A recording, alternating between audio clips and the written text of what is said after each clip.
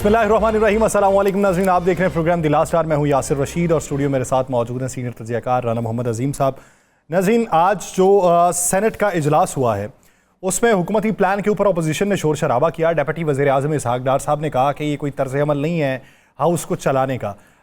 Deputy वज़ीर आज़म इसहाक़ डार साहब की जो उसमें गुफ्तगू है वो आपको सुनवाएंगे, लेकिन उससे पहले आपको ये बता दें कि हुकूमत ने इलेक्शन एक्ट तरमीमी बिल जो है वो सेनेट से मंजूर कर लिया और सेनेट से मंजूर करने के बाद ये सदर ममलिकत को भिजवा दिया गया। सदर ममलिकत के दस्तखतों के बाद बाकायदा तौर पे यह कानून बन जाएगा। इस्लामाबाद के जो बल्दियाती इलेक्शन है वो मुलतवी हो चुके हैं। अब नई हल्का बंदियाँ होंगी क्योंकि यूनियन काउंसिल्स की तादाद बढ़ाने का फैसला किया गया। नई हल्का बंदियों के बाद फिर उसे रीशेड्यूल किया जाएगा, तो ये बात जो है वो 1 साल के बाद तक पहुँच जाएगी। लेकिन 2022 में ये इलेक्शन होना थे और 2022 से लेके अब तक 2 साल का तो पहले ही वक्फा है और 2 साल में ये इलेक्शन ना हो सके। हर बार इलेक्शन होने पे कोई ना कोई तजवीज़ आ जाती है, कोई ना कोई तरमीम आ जाती है, कोई ना कोई तकनीकी वजूहात आ जाती हैं, जिसके बाद ये फैसला जो है वो मौखर कर दिया जाता है। अब उसके पीछे रम्ज़ क्या है इसके ऊपर बात की जाएगी। दूसरी बात ये कि पार्लियामेंट के अंदर आइंदा हफ्ते जो है वो प्राइवेट मेंबर डे के ऊपर कुछ सिफारिशात जो बिल की शक्ल में है वो पेश की जानी है। 2-3 शख्सियात हैं जिनकी सिफारिशात, जिनके बिल जो है वो एजेंडे का हिस्सा होंगे, लेकिन उसमें जो एक शख्सियत जो सबसे ज़्यादा प्रोमिनेंट दिखाई देती है वो जमीयत उलमा इस्लाम फ़े के रुकन नूर आलम खान साहब हैं। नूर आलम खान साहब ने वो जो अमेंडमेंट बिल्स जो हैं वो पेश करने हैं, उनमें मुख्तलिफ आइन के आर्टिकल्स में तरमीम के हवाले से बातें ज़ेर गौर हैं, जिसमें 184 में तरमीम करनी है, जिसमें आइन के आर्टिकल 51 में करनी है, 59 के अंदर करनी है, 108 के अंदर करनी है, उसके अलावा 208 के अंदर करनी है। तो ये जो इतनी तरामीम उनकी तरफ से तजवीज़ करना है, जिसमें ये भी बात की जा रही है कि सुप्रीम कोर्ट के जजेस की तादाद को भी बढ़ाया जाएगा, वो 23 के करीब कर ली जाएगी, जिसमें यह भी बात है कि सदर ममलिकत के पास चीफ जस्टिस को जो मुकर्रर करने का इख्तियार है उसमें क्या तब्दीली होगी। उसके अलावा हाई कोर्ट के जजेस की तयनातियों के हवाले से तब्दीली है, फिर नजर सानी के मामले के ऊपर जो कानून है उसके अंदर तब्दीली है।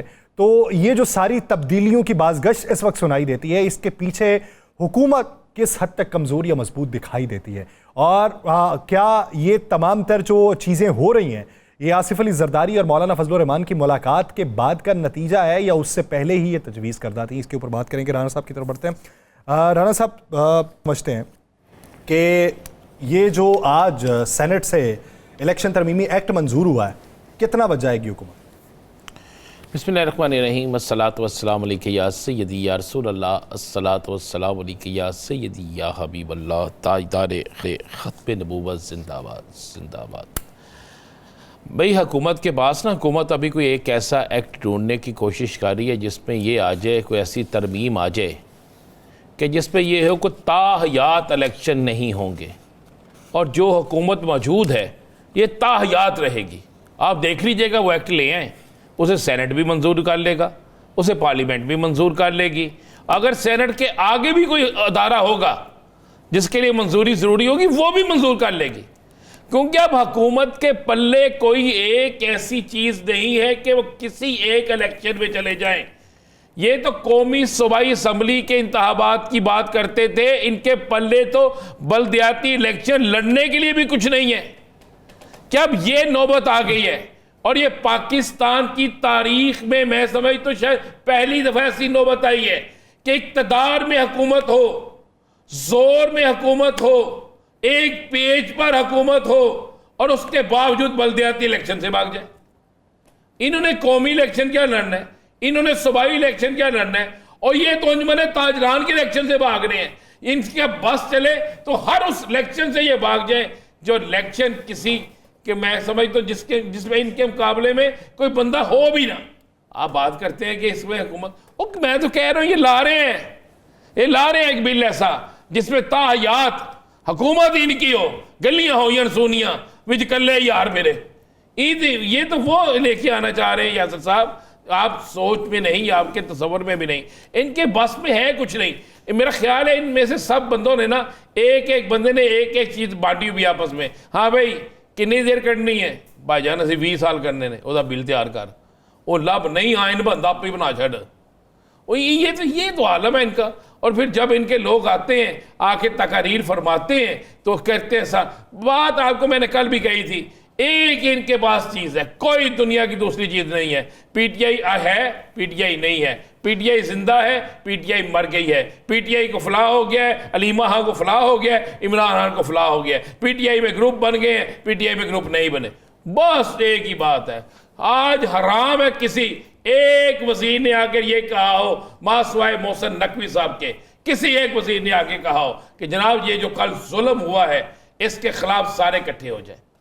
कल जो जुल्म हुआ है आइए इसके खिलाफ आज यौम स्याह मनाएं, पूरी कौम का अपने उनके साथ इजहार यकजहती करे। कोई एक बंदा तो ये लफ्ज कह देता। राणा साहब, इसहाक डार साहब ने इसके ऊपर गुफ्तगू की। इसहाक डार साहब ने की सेनेट में। सेनेट आप पार्लियामान की बात करें। मेरी बात सुनो, मेरी ये जिन्हें प्रेस कॉन्फ्रेंसा करना आते ने, ये सब्जी दे रेट दसन आते ने, क्या करने आते हैं मुझे बता देना, किस चीज के रेट बताने आते हैं? बात करते हैं आप भी ना बिल्कुल बादशाह लोगों वाले यासर साहब।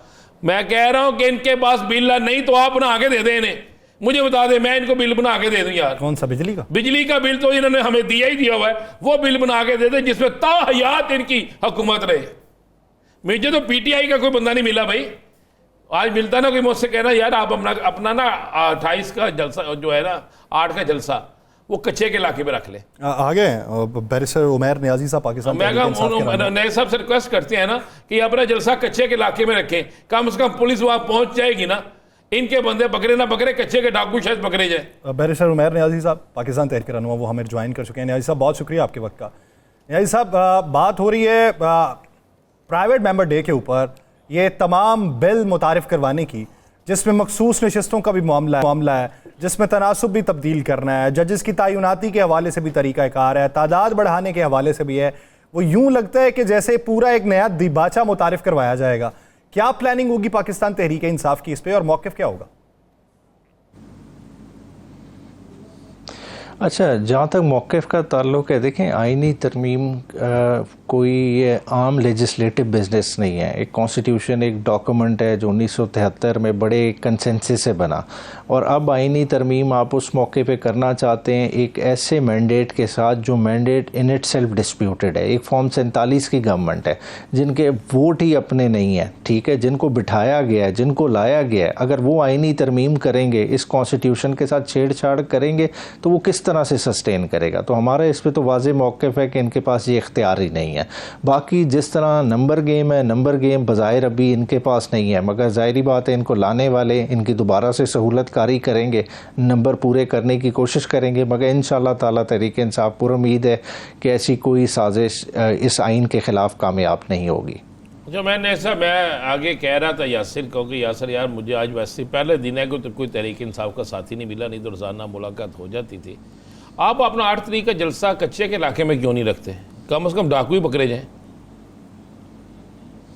क्योंकि आपके जलसे में जितनी पुलिस पहुंचती है ना कहीं नहीं आप ठीक कह रहे हैं। जो लॉ एंड ऑर्डर की देखें ये राणा साहब ये कह रहे हैं, देखें इधर प्रायोरिटीज़ का फुकदान है। आपने बिल्कुल ठीक कहा है। देखें हमने जुल्म क्या किया है, देखें हमारा फोकस क्या होना चाहिए था कि हमारा दुश्मन इंडिया हमारे मुल्क के अंदर क्या कार्रवाइयाँ कर रहा है, मगर हमारा दुश्मन मुल्क क्लेम कर रहा है कि पाकिस्तान के अंदर, पाकिस्तान की धरती के अंदर उन्होंने 22 स्ट्रेटेजिक टारगेट्स मारे हैं, ठीक है, और वो खुलम खुला ओन कर रहा है। उस पर हमारा कोई मौक़िफ़ नहीं है। जब हम इतने लापरवाह हो जाएं, हम करें, हमारा फोकस ये हो कि जो पॉलिटिकली आपके ख़िलाफ़ बोल रहा है, जो सोशल मीडिया पे अपलोड करना है, वो आपकी प्रायोरिटी बन जाए, और कच्चे के डाकुओं को आप खुला छोड़ें। वो चाहे आपके पुलिस वालों को मारें, आपके इलाकों सेटल एरियाज़ में आके बंदों को अगवा करें, हमें उसकी परवाह नहीं।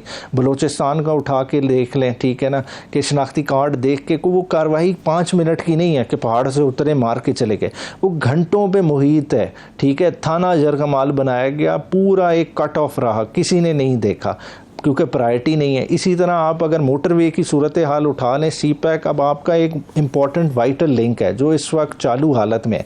इस वक्त सी पैक से आईजी मोटरवे ने तमाम की तमाम पुलिस विड्रॉ कर ली, और क्यों विड्रॉ की है कि जी उनको पुलिस पे दहशत गर्दी का ख़तरा है। अगर ख़ुद ही इदारे गैर महफूज हैं, अगर वो सिक्योरिटी प्रोवाइड नहीं कर सकते तो मुल्क का निज़ाम कैसे चलेगा? यानी साहब, आसिफ अली जरदारी साहब और मौलाना फजलुर रहमान साहब की जो मुलाकात हुई, उस मुलाकात के बाद नूर आलम खान साहब की तरफ से ये तजावीज़ मंजर आम पे आ रही हैं।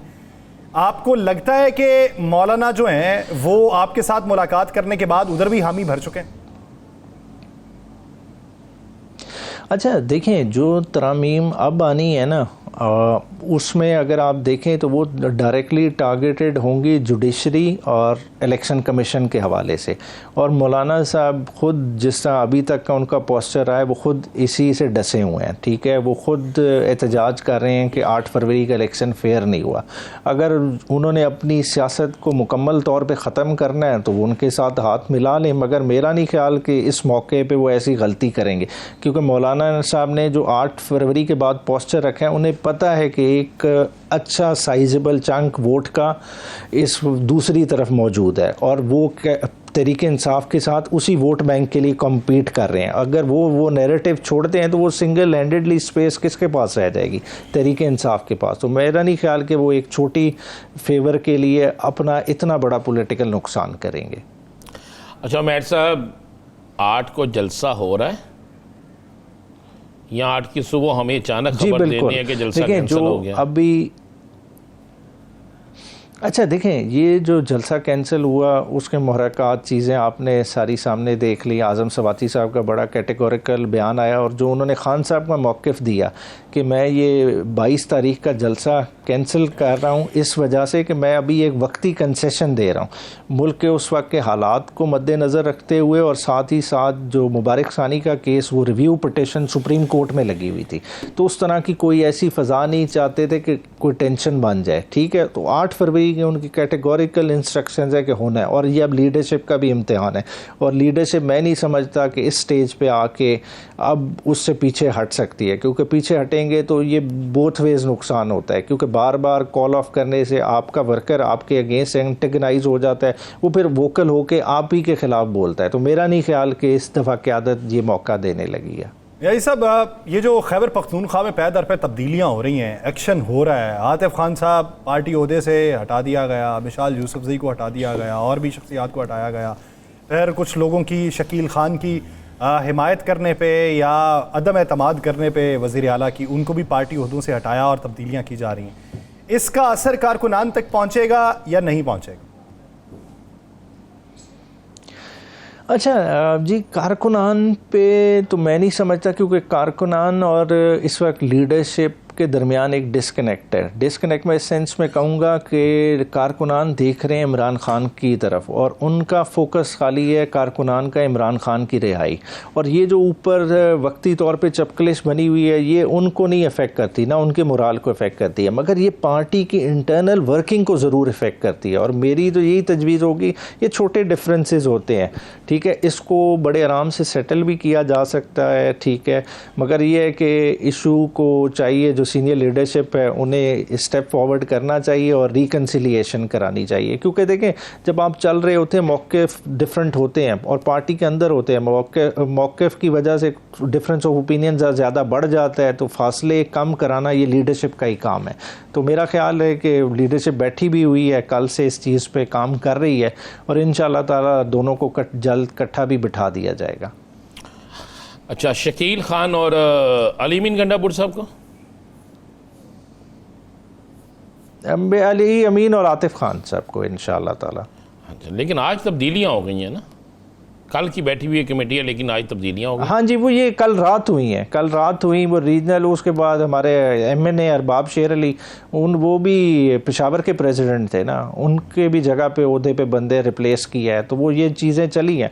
मगर वो ज़ाहिरी बात है बिठा दिया जाता है, ऐसे में थोड़ा सा तरीक़ेकार का फ़र्क आ जाता है मेरे ख्याल है। देखिए, बंदे पार्टी ओहदे में रिप्लेस होते रहते हैं, आप एक जगह पर काम कर रहे हैं, आपको दूसरी जगह पर लगा दिया जाता है, कई दफ़ा कोई तंजीमी रिस्पॉन्सिबिलिटी नहीं भी दी जाती, मगर इसका ये मतलब नहीं है कि आप पार्टी से बाहर हो गए या इररेलेवेंट हो गए हैं।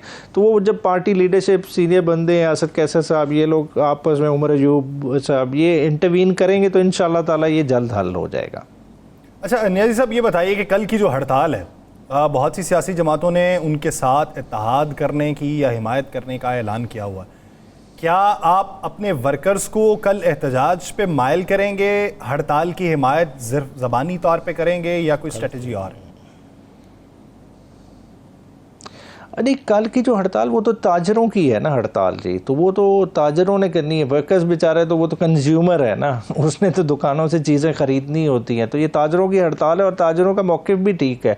जिस तरह के FBI ने सिस्टम बना दिया है कि वो अपने टारगेट्स के लिए मतलब अचीव करने के लिए लोगों के कारोबार को ज़िबा करना चाहते हैं, तो इस तरह भी नहीं होना चाहिए। लोगों को कॉन्फिडेंस में लें, जिसका जितना टैक्स बनता है उससे ज़रूर वसूल करें, मगर एक तरीक़ेकार से करें।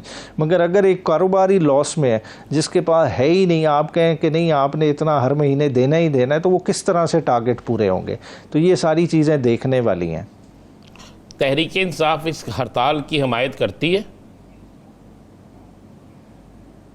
अब एज ए पार्टी तो मतलब मैं एज ए वर्कर मैं कह सकता हूँ कि करनी चाहिए, मगर ये तो मौक़िफ़ लेना, लेकिन आपका ट्रेडर विंग जो है उसने तो हिमायत कर दी है। आपके ट्रेडर विंग ने तो इसकी हिमायत की है। अब क्या? हाँ जी, ट्रेडर विंग ने कर दी है, तो फिर उसको ज़ाहिरी बात है पार्टी ओन अप करेगी। पार्टी का विंग है, पार्टी का विंग जो फैसला करेगा उसकी सीनियर क़यादत करती है, तो उसको बिल्कुल करना चाहिए। ओन अप सारे करेंगे, क्योंकि ट्रेडर विंग ने ही तो इंश्योर कराना है ना कि तमाम मार्केट में हड़ताल इफ़ेक्टिवली हो और मार्केट बंद नज़र आए और हुकूमत को एक वाज़ेह मैसेज जाए।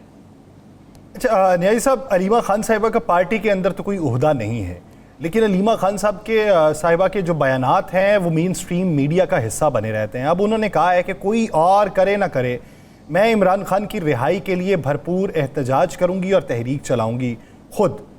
तो क्या वो पार्टी मैनेजमेंट से खाइफ हैं या फिर तरीक़ाकार से खाइफ? अच्छा नहीं, देखिए इमरान खान साहब उनके भाई हैं, ठीक है, और बहन को अपने भाई की तकलीफ़ का बहुत बेहतर एहसास होता है। और वो बहन है जो, और बाकी जो बहनें हैं हर पेशी पे खान साहब की आती हैं, हर केस की हेयरिंग में वो सुबह से लेके शाम तक मौजूद होती है। मतलब उन्होंने अपना घर बार छोड़ के मतलब इस्लामाबाद में डेरे डाले हुए अपने भाई की रिहाई के लिए। तो एज ए भाई के लिए बहनों ने नहीं करना तो किसने करना है, तो वो उसी लिहाज से कोशिश कर रही है। मगर पार्टी का ओवरऑल दायरा कार में और भी है। देखें इमरान खान उनका प्राइम टारगेट है पार्टी की क़यादत का कि खान साहब को बाहर लाना है, साथ साथ दूसरे भी अमूमी मसाइल भी हैं, जैसा आवाम का महंगाई का इशू, उसके लिए भी प्रोटेस्ट करना, बाकी कोई जुल्म ज़्यादती हो रही है, बाकी इशूज़ को उजागर करना। तो पार्टी का एक ब्रॉडर रोल है। अच्छा मिनिस्टर साहब, ये तो बता दें आरिफ अलवी साहब के आने से कितना का वज़न कम होगा पार्टी के अंदर ग्रुपिंग का? अच्छा जी, आरिफ अलवी साहब बहुत ही मैच्योर सियासतदान, पार्टी के पुराने लॉयलिस्ट वर्कर्स में से हैं। खान साहब का कॉन्फिडेंस भी इंजॉय करते हैं और साथ साथ आपने देखा 5 साल दौरे सदारत में मतलब उन्होंने अपना कद और बढ़ाया है। मतलब उन्होंने बेहतर अंदाज से अपने जो है ना मामलात कैरी किए हैं। तो उन जैसी फिगर अगर तहरीक इंसाफ के मामलात देख रही है तो ज़ाहिरी बात है जो वक्ती तौर पे कोई आपको डिफरेंसेस बाहर से नज़र आ रहे हो वो हल करने की उनमें कैपेसिटी ज़रूर है। आप क्या समझते हैं कि जो पुराने अराकीन हैं, बहुत सारे लोगों का ये भी मानना है कि उनका नाम शामिल नहीं होता मुलाकात करने वालों में, और वो नाम कौन डिसाइड करता है ये भी उन्हें मालूम नहीं। अब वो जो है वो बहुत सी शख्सियात के बारे में बात करते हैं। मिसाल के तौर पे शौकत यूसुफजई साहब, उन्होंने हमारे प्रोग्राम के अंदर ये बात की थी कि मैं तो मुलाकात के लिए नहीं जा सकता। उन्होंने ये भी कहा कि अलीमा खान साहिबा के बयानात जो हैं वो पार्टी में इंतशार का बायस बन रहे हैं। तो आपको लगता है कि वो फ्रस्ट्रेशन का भी शिकार हो जाते हैं रवाबित के टूट जाने से? अच्छा बिल्कुल, देखें तहरीक इंसाफ में एक साल एक से देखें लीडरशिप, बड़ी लीडरशिप, कदावर लीडर जो बानी हो आपकी पार्टी का, सारे मामलात जिसके इर्द गिर्द रिवॉल्व अराउंड कर रहे हो, उनसे मुलाकात ना हो तो ये फ्रस्ट्रेशन तो वो चीज़ जनरेट करती है। मगर आपने देखना है, देखिए जिस मुश्किल वक्त में गुजर रहे हैं, देखिए एक हुकूमत ऐसी हुकूमत से पाला पड़ा है जो खान साहब की मुलाकात में हर तरह की हर्डल डाली, और खाली मुलाकात में नहीं बाकी मामलात में भी सहूलियात के लिहाज से देखें हर तरह से उन्होंने कोशिश की है कि खान साहब को किसी तरह से जिच किया जाए, उनको तोड़ा जाए। मगर खान साहब अल्लाह का शुक्र है कायम दायम में अपने मामलात चला रहे हैं, और अभी तक जिस तरह से अपना पॉलिसी बयान हर रोज़ देते हैं, और उसकी वजह से क्या हो रहा है कि देखें कि खान साहब एक किस्म का रोज़ जलसा कर रहे हैं।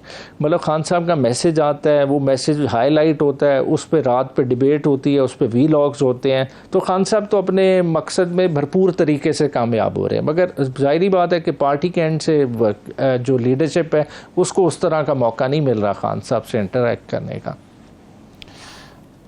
8 सितंबर बिल्कुल करीब आ गया और सुनने में यह भी आ रहा है कि हो सकता है 8 सितंबर से पहले तफसीली फ़ैसला भी आ जाए या 8 सितंबर से 2 दिन बाद तफसीली फ़ैसला आ जाए। आपके पास क्या इत्तला है? अभी तक तो जी गवर्नमेंट पूरे कोशिश कर रही है, मतलब इलेक्शन कमीशन ने भी अपनी रिव्यू पिटिशन फाइल की हुई है, सारे उस एंड पे लगे हुए हैं कि किसी तरह से ये राइट जो है ना तरीक़े इंसाफ का, इसको जो है ना फ़ोरगो कराया जाए, क्योंकि कानून उसमें वाज़े है, आइन वाज़े है, प्रोपोर्शनल रिप्रेजेंटेशन का निज़ाम है, उसको इफ़ेक्ट करना, उसको रोकने का इनके पास कोई किसी तरह का ना लीगल कानूनी अखलाकी जवाज़ है, मगर वो एक हठधर्मी है जिसकी वजह से डिनाई कर रहे हैं और कोर्ट को पुश कर रहे हैं, सुप्रीम कोर्ट को पुश कर रहे हैं कि वो किसी तरह का एक्सट्रीम स्टेप ले। सुप्रीम कोर्ट को पुश किया जा रहा है कि वो किसी तरह का एक्सट्रीम स्टेप ले और पाकिस्तान तहरीक इंसाफ जो है वो अपनी जद्दोजहद जारी रखेगी। 8 सितंबर का जलसा हर सूरत में होगा। बहुत शुक्रिया उमर नियाज़ी साहब इस हवाले से अपना वक्त देने के लिए। ग्रेशियस पे बात करेंगे एक शॉर्ट ब्रेक के बाद, कहीं नहीं जाएगा। Stay with us.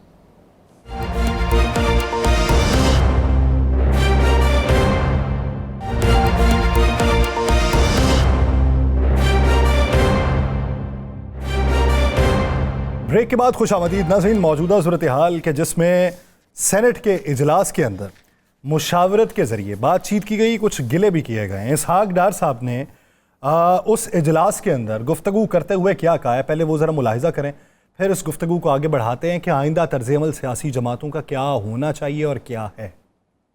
कुछ हुआ है वो हर पाकिस्तानी के लिए इंतहाई दुख की बात है और हर दिल रंजीदा है जो कुछ कल बलोचिस्तान में हुआ है। लॉ मिनिस्टर साहब ने उसको एक्सप्लेन किया है कि कल नेशनल असम्बली में डिटेल्ड सेशन हुआ, लोगों ने खुल के बात क्यों करनी चाहिए, वो उतना ही अजीज़ है हमें जितना कोई और सूबे का हिस्सा है। वो पाकिस्तान का बहुत ही इम्पोर्टेंट हमारा सूबा है। यहाँ बैठ के बातें हमें सबको करनी चाहिए, लेकिन हमें कलेक्टिवली कुछ सोचना चाहिए कि वे फॉरवर्ड क्या है। कम से कम खुदा के लिए इस इशू को हम सियासत की नज़र ना करें। जो लोग पाकिस्तान की रियासत को तस्लीम करते हैं उनसे मुज़ाकरात हो सकते हैं, होने चाहिए। जो नाराज़गी के नाम पे पहाड़ों में चढ़कर इनोसेंट लोगों को मारेंगे तो ये पूरा हाउस यूनैनिमसली उनको कंडेम करे, उनकी मजम्मत करे। जो भी प्राइस पे करनी पड़ेगी, अपना पेट काटेंगे, ये जंग लड़ी जाएगी। हमें सोचना चाहिए था कि क्या हमें उनको रिलीज करना चाहिए। ये डायलॉग के नाम पे हमने बहुत बड़ा ब्लंडर किया। जब भी पाकिस्तान टेक ऑफ करता है और आराम से पाकिस्तान की टांगें खींची जाती हैं, पॉलिटिकल इंस्टेबिलिटी क्रिएट की जाती है, कोई और काम किया जाता है। तो ये तो हमें फैसला करना है कि हमने क्या करना है। हमें फैसला करना है कि हमें क्या करना है। राना साहब, बहसीयत तमाम अपोजिशन जमातें या हुकूमती जमातें क्या करना चाहिए? देखिए, तमाम हुकूमती जमातों को इस पर एक होना चाहिए था। मैंने कल भी कहा था, इस पर कोई सियासत नहीं होनी चाहिए थी, इस पर कोई ऐसी दलील सामने नहीं आनी चाहिए थी, ऐसे नहीं ऐसे हो जाता। इस पर एक ही फैसला होना चाहिए था कि हम सब एक हैं और सबसे पहले पाकिस्तान। और चाहे कोई पहाड़ से उतर के आता है, चाहे ज़मीन के अंदर से आता है, कोई भी है, कहीं से भी आता है, और जो दहशत गर्द है उसको इबरत का निशान ना देना चाहिए था। उसके खिलाफ सबको इकट्ठे हो जाना चाहिए था। उनके जो सहूलतकार हैं, उनको जो ट्रेनिंग देने वाले हैं, उनको जो फंडिंग करने वाले हैं, सब के खिलाफ फैसला करके हमें खड़े हो जाना चाहिए था। यही एक चीज़ थी जो आज इसहाक डार साहब ने कहा, बड़ी अच्छी बात कही है। क्यों नहीं ये बात वज़ीर आज़म पाकिस्तान कहते? क्यों नहीं वज़ीर आज़म पाकिस्तान तमाम सियासी जमातों को एक प्लेटफॉर्म पे इकट्ठे करते? क्यों नहीं इस पर आल पार्टी कॉन्फ्रेंस की जाती? क्यों नहीं बुला के सबसे कहा जाता, आए यार, बाकी आप हमारे खिलाफ इलेक्शन लड़े, आप आए हमारे खिलाफ एहतजाज करें, सब कुछ करें, लेकिन इस मामले में एक हो जाए। क्यों नहीं किया जाता? क्यों नहीं रोका जाता अपने मशीरों को कि यार आज आप तनकीद करनी छोड़ दो सियासी जमातों पर, आज सबको इकट्ठे करो, सबको दावत दो, सबको बुलाओ। देखिए, एक चीज पर इन्होंने दावत दी, तहरीक इंसाफ गई, मौलाना फजलुर रहमान गए, जमात इस्लामी गई, सारी जमातें वहां पे गई। अब भी बुलाते, सबको बुलाते, वहां पे सबको इकट्ठा करते, और सबको इकट्ठा करने के बाद कहते आइए मिलकर इस जंग को लड़ते हैं। इसमें कदूरतें दूर भी हो सकती थी, यही एक असल इकदाम था जो उठाया जा सकता था, लेकिन इसे सरफ नज़र किया गया। इसी बीच में ज्वाइन कर चुके हैं जमीयत उलमा के सीनियर रहनुमा सिंध के सरबराह भी हैं राशिद सोमरो साहब। राशिद सोमरो साहब, बहुत शुक्रिया आपके वक्त का। राशिद सोमरो साहब, सबसे पहला सवाल तो आपकी पार्टी को लेकर ही है, सिंध की सूरत हाल पे बात करेंगे, लेकिन सर सवाल ये है कि आसिफ अली जरदारी साहब से मौलाना फजलुर रहमान साहब की मुलाकात होती है। मौलाना फजलुर रहमान साहब उससे पहले अपोजिशन ग्रैंड अलायंस वालों से जाके बातचीत भी करते हैं, उनसे मुलाकात भी करते हैं। हुकूमत के खिलाफ तहरीक चल रही है, लेकिन नूर आलम खान साहब जो आपके हैं वो उन्हीं चीज़ों को बाकायदा तौर पे बिल की शक्ल इख्तियार करते हुए पार्लियामेंट में पेश करना चाहते हैं कि जिसके ऊपर जमीयत उलमा इस्लाम का भी तहफ़्फ़ुज़ है। तो नूर आलम साहब जो है वो जमीयत उलमा इस्लाम फ़े के मौक़िफ़ की तरदीद कर रहे हैं। सबसे पहले तो आपका शुक्रिया। यकीनन आपने जो सवाल किया ये सवाल हमारे अभी सफ़ू के अंदर भी है, लेकिन मौलाना फजलुर रहमान साहब लाहौर में हैं और वो वापस इस्लामाबाद नहीं पहुँचे। वो पहुँचेंगे तो हमने इस बात पर फैसला करना है, मौलाना साहब ने फैसला करना है कि इस कानून साजी में जमीयत उलमा इस्लाम ने हिस्सा लेना भी है और नहीं लेना है तो फेवर में लेना है या अगेंस्ट में लेना है। तो मेरा ख्याल है कि अभी इस हवाले से कोई डिसीजन नहीं हुआ। अगर नूर आलम खान साहब ने ऐसा कोई फैसला किया है तो यकीनन उन्होंने कुछ इस पर सोचा होगा या वो अपनी क़यादत को इस पर ज़रूर एतमाद में लेंगे, क्योंकि जाहिर है कि वो पार्लियामेंट के अंदर पार्टी पॉलिसी के पाबंद हैं। सुप्रीम कोर्ट के इस हवाले से फैसले भी आ चुके हैं कि पार्टी पॉलिसी की खिलाफ वर्जी पर जो है वो एक मेंबर पार्लियामेंट की जो पोजीशन है वो क्या रह जाती है। तो यकीनन वो इन तमाम चीज़ों को सामने रखकर ज़रूर कोई ना कोई मेरा ख्याल है कि पार्टी की मुशावरत से ही आगे का इक़दाम उठाएंगे। इसका मतलब है हम इसे क्या कह रहे हैं कि अभी तक उन्होंने पार्टी से मुशावरत नहीं की या जो वो कर रहे हैं वो पार्टी की मुशावरत से है? मेरे नोटिस में ऐसी कोई बात नहीं कि अभी पार्टी से कोई मुशावरत हुई है या नहीं हुई, क्योंकि मौलाना साहब सफ़र पे हैं, इस्लामाबाद में नहीं है। जाहिर है कि हम उनके वापस इस्लामाबाद पहुंचने का इंतजार कर रहे हैं। उनके पहुंचने के बाद ही इस पर कोई वाज़ेह सूरत हाल आपके सामने रखी जा सकती है। अच्छा राशिद सोमरू साहब, अगर देखा जाए तो सिंध में पाकिस्तान पीपल्स पार्टी की अभी तक की जो हुकूमत रही ये 8 फरवरी के इलेक्शन के बाद की, उसमें गुड गवर्नेंस के हवाले से वो पंजाब को बाकायदा तौर पे तनकीद का निशाना बनाते हैं कि हमारे यहाँ पे काम अच्छा है। पंजाब वाले उन्हें कहते हैं कि हमारे यहाँ पे काम अच्छा है। क्या समझते हैं कि इस इत्तेहादी गवर्नमेंट में उन्होंने कितनी अच्छी कारकर्दगी दिखाई है या कितना बैक गियर लगाया? देखिए, इस पर तो आप जिससे भी बात करेंगे, जो भी हुकूमत में बैठता है वो जाहिर है यही कहता है कि हमने सबसे बड़े अच्छे तीर मारे हैं। ये तो आप अवामी सर्वे उठा लें, अवाम से पूछ लें कि क्या पोजीशन है। आज से 2 साल पहले जो सैलाब आया, क्या अब तक सैलाब मुतासरीन को रिलीफ मिल सका? जवाब नहीं में है। क्या अब तक उनको घर मिल सके? जवाब नहीं में है। क्या गुर्बत का खात्मा हो सका? जवाब नहीं में है। क्या मेरिट पर रोजगार मिलता है? जवाब नहीं में है। क्या कच्चे से डाकू राज खत्म हो गया? जवाब नहीं में है। पुलिस अहलकार शहीद हो रहे हैं, 300 लोग, 400 लोग 3 जिलों में डाकुओं के चंबे में हैं, आज़ाद घूम रहे हैं, दिन और रात नहीं है। कोई ऐसा बंदा नहीं है जो डाकुओं के चंबे से महफूज हो। करप्शन उरूज पर है। किसी सरकारी दफ्तर में जाएं तो क्या किसी करप्शन के बगैर आपकी कोई फाइल आगे मूव होती है? तो जवाब नहीं में है।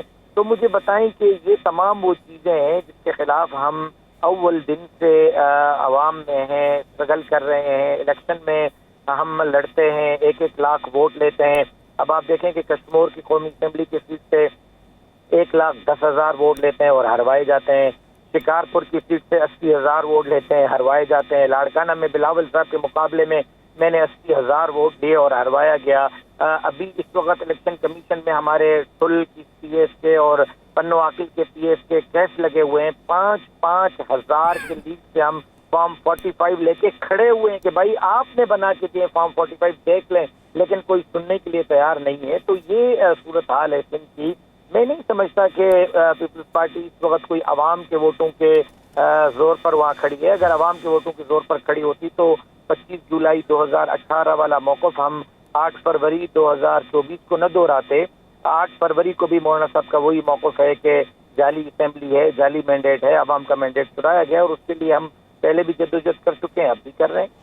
अच्छा, आपकी सारी गुफ्तगू से नज़र ये आया कि आप इस असम्बली को भी जाली, इस मैंडेट को भी जाली समझते हैं और इन जीतने वालों को भी जो फार्म 47 जिसे हम सब कहते हैं कि उनकी पैदावार समझते हैं। तो फिर क्या फार्म 47 की पैदावार जिन्हें कहा जाता है या फार्म 47 से जीते हुए जिन्हें कहा जाता है जमीयत उलमा इस्लाम, तो फिर इनसे किसी सूरत भी हाथ नहीं मिलाएगी या इनकी किसी भी तजवीज़ पर अमल नहीं करेगी? हमारी मरकजी मजलिस शूरा का उसूली फैसला है कि हम इस मरतबा हुकूमत का हिस्सा नहीं बनेंगे। हमारी मरकजी मजलिस शूरा का उसूली फैसला है कि हम मुल्क के अंदर असर नो इंतखाबात के लिए जिस हद तक भी आईन और कानून को सामने रखकर जद्दोजहद करनी पड़ी करेंगे, लेकिन उस वक्त तक हम खामोश नहीं बैठेंगे जब तक मुल्क के अंदर साफ और शफाफ इंतखाबात नहीं होते। तो आपका सवाल बिल्कुल दुरुस्त है कि हम हुकूमत से इस तरह हाथ मिलाएं कि हुकूमती बेंचेस पे जाकर बैठें, इसकी कोई सूरत मुझे नज़र नहीं आ रही अपने सीसी के फैसले के बाद। राशिद सुमरू साहब, अगर देखा जाए मौलाना फजलुर रहमान साहब ने पिछले दिनों ये कहा था कि सोलो फ्लाइट लेंगे, यानी हमने इत्तेहाद का तजर्बा माजी के अंदर कर लिया, उससे कुछ अच्छा नतीजा हमने अखज़ नहीं किया, तो इस वजह से हम अपनी तहरीक खुद चलाएंगे। तो क्या समझें कि तहरीक का बाकायदा आगाज़ किसी बड़े जलसे से कहाँ से होगा और दायरा कार किस हद तक वसी किया जाएगा? मेरा ख्याल ये है कि आपके चैनल ने भी उस पर हमें कवरेज दी है, मैं उसका शुक्रगुजार हूँ कि हमारा पहला जलसा पशीन में हुआ, उसके बाद दूसरा जलसा कराची में हुआ, तीसरा जलसा पेशावर में हुआ, चौथा जलसा बहावलपुर में हुआ, पांचवा जलसा लकी मरबत में हुआ। इन 5 महीनों में हम 5 बड़े मिलियन मार्च कर चुके हैं। 7 सितंबर को हम मीनार पाकिस्तान पर जलसा करने जा रहे हैं। 14 अक्टूबर को हम मीरपुर खास सिंध में जलसा करने जा रहे हैं। नवंबर के आखिर में हम सक्खर में मिलियन मार्च करने जा रहे हैं। तो हमारा तो शेड्यूल फरवरी के इंतखाबात के फौरन बाद आ चुका और उस शेड्यूल को हम फॉलो कर रहे हैं। आपको 7 सितंबर लाहौर के जलसे की इजाज़त है? इजाज़त के लिए हमने दरख्वास्त दी हुई है, इजाज़त मिल गई फिर भी अच्छा है, इजाज़त नहीं मिली जलसा तो फिर भी होगा, क्योंकि हम ही हैं जो जनाजे उठा के भी पुरअमन रहते हैं। JUI की तारीख रही है कि JUI ने कभी वायलेंस नहीं किया। हम मौलाना साहब पर खुद कुछ धमाके हो गए, एक एक जलसे से हमने 70 जनाजे दहशतगर्दों के हमले के नतीजे में उठा लिए। मैंने अपने वालिद का जनाजा उठाया, लेकिन एक दरख्त का पत्ता तक नहीं टूटा। हम इस्लामाबाद में 14 दिन तक रोड पर बैठे रहे। जब हम रोड से उठे तो उस रोड को झाड़ू लगाकर कचरा साफ करके फिर हम वहां से निकले।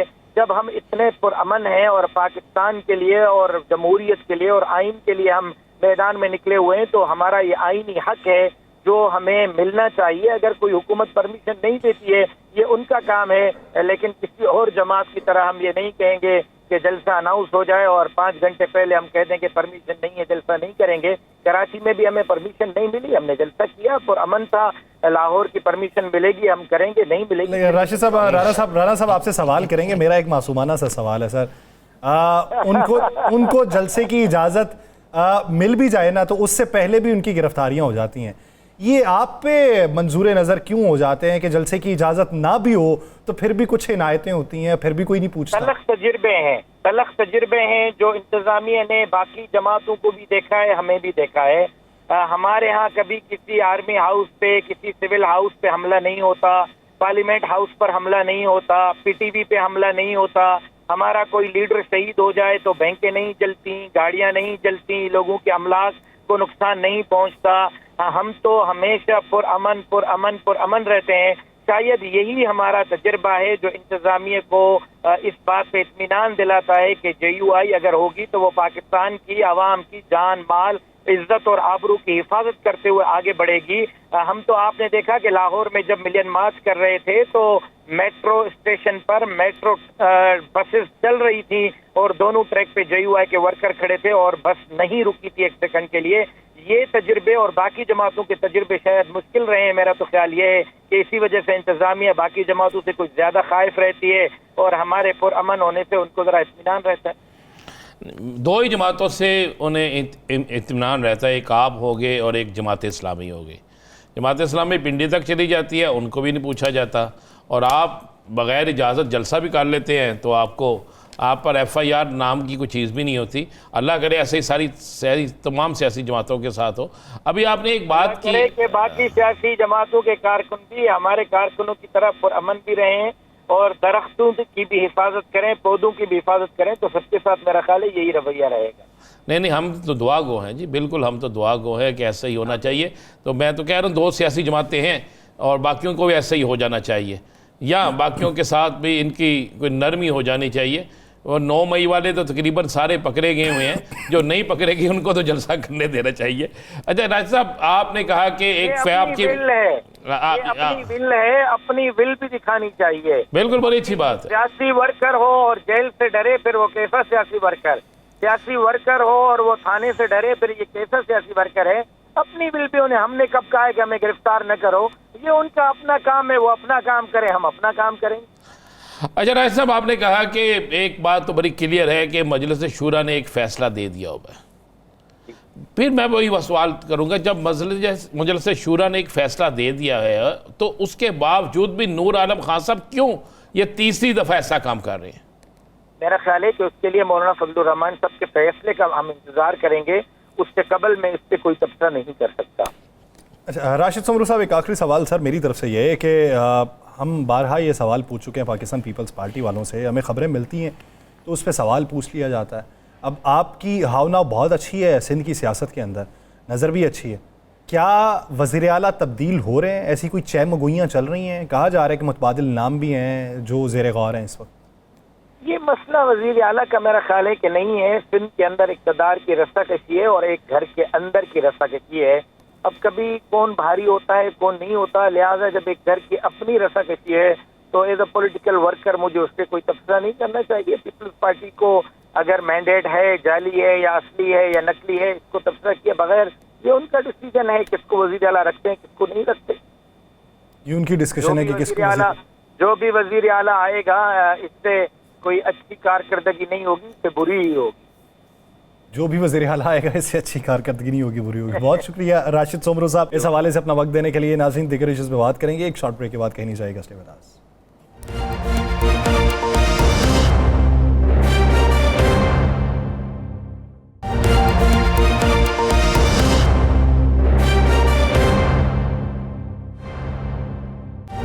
ब्रेक के बाद खुशामदीद नाज़रीन। कल 28 अगस्त पूरे पाकिस्तान के अंदर ताजरों ने हड़ताल का ऐलान कर रखा है। उन्होंने कहा कि जालिमाना जो टैक्स हमारे ऊपर आयद किए गए हैं, ताजर 2 स्कीम्स जो मुतारिफ नहीं करवाई गई, अगर माजी के अंदर मौजूद थी तो उनको वापस ले लिया गया। टैक्सेस में गैर मुनसिफाना ये तकसीम की गई है और बोझ जो है वो छोटे ताजरों के ऊपर भी मुंतकिल कर दिया गया है, जिसकी वजह से कारोबारी लेन देन बहुत मुतासर हुआ है, जिसकी वजह से सेल बहुत मुतासर हुई है, जिसकी वजह से अर्निंग बहुत मुतासर हुई और इसने मजमूई तौर पर पाकिस्तानी मईशत को भी मुतासर किया। तो इस ज़मन के अंदर वो ये कहते हैं कि जो सिफारिशात बजट के अंदर हमने पेश की थी उनको नज़रअंदाज कर दिया गया और उनको नज़रअंदाज करना हमारा मुआशी कत्ल है। पूरे पाकिस्तान के अंदर उन्होंने शटर डाउन हड़ताल का ऐलान किया और साथ ही साथ कुछ सियासी जमातों ने भी उनकी हड़ताल की हिमायत कर दी। कल प्लान क्या होगा? शटर डाउन हड़ताल क्या अलामती तौर पर कल तक ही महदूद रहेगी? क्या इस ज़मन में कोई राबिते हुए हैं? हुकूमत ने कोई सॉफ्ट कॉर्नर दिखाया है? इसी बारे में बात करेंगे। हमें ज्वाइन किया है सदर मरकज़ी तंजीम ताजरान पाकिस्तान मोहम्मद काशिफ चौधरी साहब हमारे साथ मौजूद हैं और सदर अंजुमन ताजरान पाकिस्तान खालिद परवेज़ साहब हमारे साथ मौजूद हैं। चौधरी साहब और खालिद साहब, बहुत शुक्रिया आपके वक्त का। चौधरी साहब, आपने ऐलान किया हुआ है और ऐलान को भी कुछ वक्त गुजर चुका है, क्या इन दिनों में हुकूमत की तरफ से कोई ऐसा साइन आया कि हुकूमत कहे कि टेबल टॉक कर लेते हैं, बैठ के मुज़ाकरात कर लेते हैं, मामले को हल कर लेते हैं? देखिए, ये जो टैक्स का गैर मुनसिफाना निज़ाम है, इसके हवाले से डायलॉग तो हमारे 1.5 महीना जारी रहे हैं FPR के साथ और वजारत ख़जाना के साथ। हमारी तमाम तजावीज़ को दुरुस्त तस्लीम करने के बाद, हमारी तमाम तजावीज़ से इत्तफाक करने के बाद उन्होंने अपनी ये मजबूरी जाहिर की कि आलमी मालियाती इदारों के साथ तयशुदा मुआहदों की वजह से हम इन चीज़ों पर अमल दरामद नहीं कर सकते। तो हमने उन्हें ये कहा कि आप आलमी मालियाती इदारों की का नाम लेकर उनकी मजबूरियों का जिक्र करके पाकिस्तान की तिजारत और मईशत के पहिए को बंद करना चाहते हैं, तो हमारी ये मजबूरी है कि हम तिजारत को चलाना चाहते हैं। तो जब उन्होंने माजूरी का इजहार किया तो फिर हमने हड़ताल की कॉल दी और 16 अगस्त को हमने हड़ताल की कॉल दी, जो 12 दिनों के बाद 28 अगस्त को कल इंशाअल्लाह हड़ताल होगी। इस दौरान भी हुकूमत की तरफ से कोई संजीदगी का मुजाहरा नहीं किया गया, बल्कि कोशिश की गई कि हड़ताल को सबूताज किया जाए, मनफी प्रोपेगेंडे के ज़रिए, इंतज़ामी मशीनरी के ज़रिए, दबाव के ज़रिए भी और मुख्तलिफ किस्म के झूठे वादों और तिफल तसलियों के ज़रिए भी। लेकिन अल्हम्दुलिल्लाह कराची से खैबर तक पूरे पाकिस्तान का ताजर मुत्तहिद है। वो बिजली की कीमतों के अंदर जालमाना इजाफे, बिजली के बिलों पर लगाए गए 13 किस्म के टैक्सेस, IPPs के उन मुआहदों को रिव्यू करवाना चाहता है। खालिद परवेज साहब, आप क्या समझ रहे हैं? जो आपने जिस तरह काशिफ चौधरी साहब की बात भी सुनी है, क्या हड़ताल कामयाब होगी? जी, अल्लाह की रहमत से कामयाब होगी। ये एक मेरा मसला नहीं है, किसी लीडर का मसला नहीं है, ये पूरे पाकिस्तान के गरीब ताजरों का मसला है, जिन्होंने इस वक्त मुल्क में एक बहरान पैदा कर दिया है, गैर यकीनी सूरत हाल पैदा कर दी है। ये देखें, इतना जालिमाना टैक्स, इतना जाबराना टैक्स, इतना जो जाबराना टैक्स देखे, इसको मैं कहूँगा कि ये जो टैक्स है जबरन टैक्स कहूँगा कि आप छोटे बड़े किसी को नहीं देख रहे। एक दुकान बड़ी लेके बैठा है, वो भी 60,000 रुपया दे, जो छोटी जिसकी दुकान का किराया नहीं निकलता, वो बिजली का बिल अदा नहीं कर सकता, उसको आप कह रहे हैं कि 60,000 रुपया दे। और मंथली है, सालाना हो तो कोई बात हो सकती है, लेकिन मैं ये समझता हूँ ये एक हुकूमत के खिलाफ, जो ताजरों की हुकूमत कहलाती है, एक बहुत बड़ी साजिश हुई है। इसमें हमारे ही लोग शामिल है, इसमें ये ताजर जो हाजिर कहूँगा मैं उनको, उनके मशवरों के साथ ये चल रहे हैं, उनकी मुशावरत के साथ ये चल रहे हैं। जो हकीकी ताजर है उनकी मुशावरत नहीं होती। मैं समझता हूँ बहुत बड़ा जुल्म है, ये कभी नहीं देंगे, चाहे आप 1 साल लगा ले, चाहे 10 साल लगा ले, ये टैक्स कभी नहीं देंगे वो। ये कोई इंसाफ नहीं है, ये रियासत की जिम्मेदारी है कि यार यकीनी सूरत हाल को खत्म करे। और जो सही मानों में है, लोग टैक्स देना जानते हैं, देते हैं, देना चाहते हैं, आप क्यों नहीं लेते? आप उन लोगों को तो पूछ नहीं रहे जिनकी कोई दुकान नहीं है, अरबों का कारोबार कर रहे हैं, कंटेनर पे कंटेनर ला के दे रहे हैं, वो हम कर रहे हैं, वो टैक्स की चोरी हम कर रहे हैं। ये वही लोग हैं जिनके आह्वानों तक पहुंचे हुए हैं, ये उनकी बड़ी लंबी है इसमें। तो मैं ये समझता हूँ कि ये जो टैक्स है ये किसी भी कीमत पर काबिल कबूल नहीं। अब आपने भरपूर एहतजाज करके देख लिया। मैंने 7 तारीख को सिर्फ अपनी मार्केट की हदूद तक हड़ताल की कॉल दी थी। यकीन करें पाकिस्तान की तारीख में ऐसी हड़ताल नहीं हुई। इसका मतलब है लोग तंग पड़ चुके हैं, लोग दुकानों का किराया नहीं दे सकते, लोग बिल अदा नहीं कर सकते, आप उन पर मुसल्लत कर रहे हैं जबरन टैक्स। ये पता नहीं कौन है मशवरा देने वाले, वो ताजर नहीं हो सकते, वो ताजरों के कातिल है। मशवरा कार जो है वो भी आप ही में से हैं। काशिफ चौधरी साहब, फर्ज कर लें कल की, बिल्कुल मैं कहूँगा कि उसमें से ही है और है, हम साबित करने के लिए तैयार है। मैं खालिद साहब आपकी तरफ वापस आता हूँ। काशिफ चौधरी साहब, फर्ज कर लें कल की एहतजाज की कॉल कंप्लीट हो गई, बहुत अच्छा एहतजाज हुआ, उसके बावजूद भी वो कोई बेनतीजा खत्म हुआ, तो फिर क्या करेंगे? नतीजा खत्म नहीं होगा। ये हमारी मज़ाहमती तहरीक का पहला मरहला है, जिसके अंदर 1 दिन की हमने शटर डाउन हड़ताल की कॉल दी है। अगर ताजर 2 स्कीम की वापसी का नोटिफिकेशन जारी नहीं होता, बिजली की कीमत को कम नहीं किया जाता, ये सेल टैक्स और विद होल्डिंग टैक्स जो दालों पर, आटे पर, अशियाए खुर्दोनोश पर, दवाई पर लगा दिए गए वापस नहीं होते, तो हम मुशावरत कर रहे हैं, हम गैर मुअय्यना मुद्दत के लिए मुल्क का पहिया बंद कर देंगे, मुल्क का शटर बंद कर देंगे। इसलिए कि हमारी दुकानें वैसे ही बंद हो रही हैं, हमारी सनत वैसे ही चलती है, तो उसके अखराजात पूरे नहीं होते।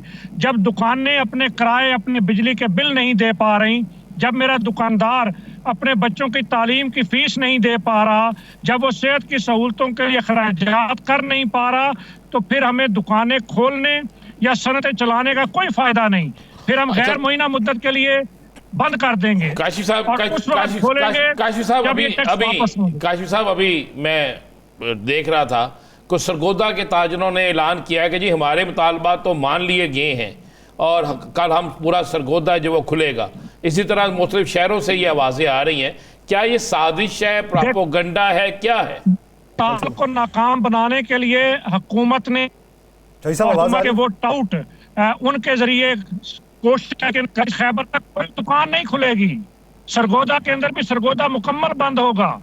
जो ताजर अपनी दुकान चलाना चाहता है वो कल अपनी दुकान बंद रखेगा, इसलिए कि दुकान चलाने के लिए कल की हड़ताल करना बहुत जरूरी है। हाल परवेज साहब, आप क्या समझते हैं कि आपने कहा कुछ हम में से ही ताजर हैं जो उस तरफ गए हुए हैं, क्या उन ताजरों को सामने है, आपको भी नजर आ रहे हैं? नहीं, मुझे भी पता है, मुझे पता है, मुझे पता है, मैं आपसे पूछना FBI की गाड़ियां लेकर फिरते हैं जो टाउट, जिनको देखे पुलिस महकमा है, दूसरे महकमे हैं, ये भी महकमा उसी तरह का हो गया, इन्होंने भी टाउट मार ली है। वो ताजरों में से ढूंढने हैं, आवाम से जैसे पुलिस टाउट ढूंढती है इसी तरह उन्होंने ताजरों में से टाउट ढूंढे हैं और वो उनको मशवरा देते हैं। मैं ये आपको यकीन के साथ कहता हूँ, कारोबार की लोगों की शरकत नहीं रही, लोगों की खरीदारी की शरकत नहीं रही, एक दिवालिया हो चुका है, मुल्क की ट्रेड बुरी तरह बर्बाद हो गई है, इंडस्ट्री बंद होने को आ गई, बिजली के अखराजात पूरे नहीं हो रहे, ऊपर से ये घर बैठे कैसी बदतमीजी वाली बात है कि घर बैठे टैक्स वापस कर रहे, किसी के साथ मुशावरत की है, जो मुशावरत करने वाले हैं वो इनके साथ मिले हुए, जो गरीबों को मरवाना चाहते हैं, गरीबों का कत्लेआम करना चाहते हैं। देखें, मैशियत होगी तो मुल्क होगा, अगर मैशियत को आग लग जाएगी तो मुल्क कहाँ खड़ा है? ये ताजरों की हुकूमत है, इनको खबरदार करो। मैं आपके प्रोग्राम की वसासत से कहता हूँ कि अगर इन्होंने ऐसा ना किया तो फिर मैं यकीन के साथ कहता हूँ बड़ी दूर की बात है हमारी कॉल देना, उससे पहले लोग बंद कर देंगे। कारोबार तो है कोई नहीं, कारोबार तो हर किस्म का खत्म हो गया, पूरी ट्रेड जो बर्बाद हो चुकी है। तो अब और क्या चाहते हैं? मैं समझता हूँ कि ये पाकिस्तान के खिलाफ, इस मुल्क की चलती हुई सनत के खिलाफ एक बहुत बड़ी साजिश है और ये साजिश को कामयाब नहीं होने देंगे। हम पूरे मुल्क में हड़ताल करेंगे। अच्छा, पूरे मुल्क में हड़ताल जारी रहेगी। अब काशिफ चौधरी साहब, आपने कहा कि दुकानें बंद रखना पड़ेंगी, मैंने सवाल ये किया, वो राब्ता मुनक़ता हो गया था कि ये बाकायदा तौर पे ताजरों को धमकी है कि तंजीम अगर चाह रही है कि बंद होगी तो बंद होगी, या फिर इस्तदा कर रहे हैं उनसे? देखिए, हुकूमत गैर संजीदा रवैया अपनाए हुए है और ये जो बात है कि कोई दुकान भी इंशाल्लाह नहीं खुलेगी, इसलिए कि जो ताजर कारोबार करना चाहता है वो हालात के हाथों इतना मजबूर हो चुका है कि वो अपने अखराजात पूरे नहीं कर पा रहा, वो अपनी मजबूरी की वजह से अपनी दुकान बंद रखेगा। हमारी कोई जिद अनामी नहीं है, हम मुल्क का निजाम चलाना चाहते हैं, हम वो लोग हैं जो मुल्क में रोजगार देते हैं, हम वो लोग हैं जिसके टैक्स के नतीजे में एक चौकीदार से लेकर सदर पाकिस्तान तक को तनख्वाहें मिलती हैं, हम वो लोग हैं कि जो मुल्क के अंदर रोजगार देते हैं तो मुल्क में अमन आता है, दहशतगर्दी का खात्मा होता है। लेकिन अगर इसी ताजर को, इसी सनतकार पर दबाया जाएगा तो फिर उसके पास क्या रास्ता है इसके अलावा कि वो अपनी दुकान बंद कर दे, अपनी सनत को चलाना बंद कर दे। आप देखिए, सरमायाकार पाकिस्तान से बाहर मुंतकिल हो रहे हैं, 16 लाख नौजवान मुल्क को छोड़ के जा चुके हैं। अगर इसी तरीके से ब्रेन ड्रेन होगा, अगर इसी तरीके से सरमायाकार मुल्क को छोड़ के जाता रहेगा तो कौन इस मुल्क के अंदर फिर रहेगा, कैसे कारोबार करेगा? इसलिए हम इस मुल्क की सलामती की जंग लड़ रहे हैं। और दूसरी अहम बात यह कि हम ये जो लड़ाई लड़ रहे हैं ये जहां ताजरों की है वहां इस कौम की लड़ाई, इसलिए कि अगर दाल के ऊपर टैक्स कम होगा, आटे के ऊपर टैक्स कम होगा, चावल के ऊपर टैक्स कम होगा, दवाई सस्ती होगी तो आवाम को रिलीफ मिलेगा। ताजर तो सिर्फ टैक्स इकट्ठा करने और हुकूमत को देने के नतीजे के अंदर FBI की ब्लैकमेलिंग का शिकार होता है, असल इसका बोझ तो आवाम पर जाता है। तो हम 25 करोड़ आवाम की लड़ाई लड़ रहे हैं, इसलिए कि अब आवाम के अंदर सकत नहीं। और दूसरी बात देखिए कि ये कहते हैं कुर्बानी कुर्बानी, 77 साल हो गए कौम कुर्बानी दे रही है, लेकिन कौम को तो रिलीफ नहीं मिला। इनकी दुबई के अंदर प्रॉपर्टियां बनती हैं, इनके महल बनते हैं, लंदन और पेरिस में ये मालात खरीदते हैं। अच्छा, मुफ्त खोरी और बिजली चोरी, उसका नतीजा कौम भुगतती है। इसलिए ये जो सारा सिलसिला है अय्याशियों का, मुफ्त बिजली का, मुफ्त गैस का, मुफ्त पेट्रोल का, ये VIP कल्चर, ये प्रोटोकॉल, ये खत्म करना होगा। और प्रोटोकॉल के खिलाफ और आवाम के हुकूक के लिए और आवाम की बेहतरी के लिए आप कल मैदान में उतरना चाह रहे हैं, और आवाम के लिए रिलीफ मांगना चाह रहे हैं और हड़ताल का ये पहला फेज़ होगा। बहुत शुक्रिया काशिफ चौधरी साहब और खालिद को इस हवाले से अपना वक्त देने के लिए। नाज़रीन, प्रोग्राम का वक्त खत्म हो जाता है, मुझे और राना साहब को दीजिए इजाज़त। अपना बहुत सा ख्याल रखिएगा। मुलाकात होगी कल, अल्लाह ने के बाद।